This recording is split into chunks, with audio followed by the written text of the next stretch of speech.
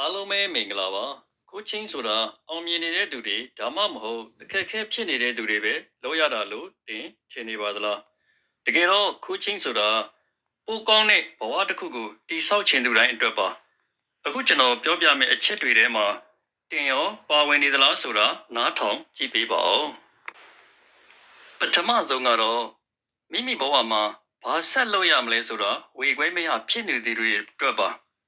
ဘဝရဲ့ပန်းနိုင်ကဘာလဲငါတကယ်ရောဘာဖြစ်ချင်တာလဲဆိုတဲ့မိခွန်းတွေရဲ့အဖြေကိုရှာမတွေ့သေးတဲ့သူတွေအတွက်ခိုးချင်းကအကောင်းဆုံးလမ်းပြမြေပုံဖြစ်လာပါလိမ့်မယ်ဒုတိယအချက်ကလက်ရှိမှာအောင်မြင်နေပြီမဲ့ဒီထက်မကပိုကောင်းတဲ့ရလဒ်မျိုးကိုလိုချင်သူတွေအတွက်ပါအားကစားသမားကောင်းတွေမှာနီးပြရှိတယ်လို့မျိုးပဲတစ်မှာရှိပြီးသားစွမ်းရည် potential တွေကို100%အပြည့်အဝထုတ်သုံးနိုင်ဖို့အတွက် coach တယောက်ကပံ့ပိုးပေးမှာပါတတိယအချက်ကတော့ဘဝရဲ့အပြောင်းအလဲကာလကိုဖြတ်တန်းနေရသူတွေအတွက်ပါ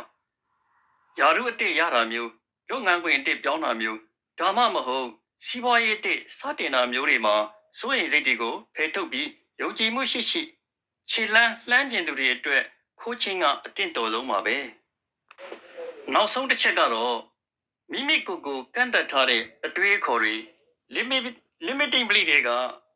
ရုံထွက်ခြင်းသူတွေအတွက်ပါငါဒါကိုမလုပ်နိုင်ဘူးဆိုတဲ့အတွေးတွေကိုငါဒါကိုဘယ်လိုလုပ်ရမလဲဆိုတဲ့အပြုသဘောဆောင်တဲ့အာရင်တစ်တွေဖြစ်ပြောင်းလဲပြစ်ချင်သူတိုင်းအတွက်ဖြစ်ပါတယ်ဒီတော့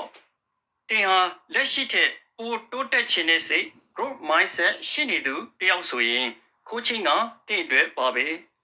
တင်ရဲ့စစ်မှန်တဲ့အလားအလာတွေကိုဖော်ထုတ်ဖို့ဒီနေ့ပဲစတင်လိုက်ပါအဆုံးထိနားထောင်ပေးကြတဲ့အတွက်အားလုံးကိုကျေးဇူးတင်ပါတယ်ကျွန်တော်ကတော့ကောင်းဆက်လူပဲဖြစ်ပါတယ်ကောင်းသောနေ့လေးဖြစ်ပါစေခင်ဗျာ subscribe လေးနဲ့လည်းအားပေးခဲ့ကြပါဦးအားလုံးကိုကျေးဇူးတင်ပါတယ်ခင်ဗျာ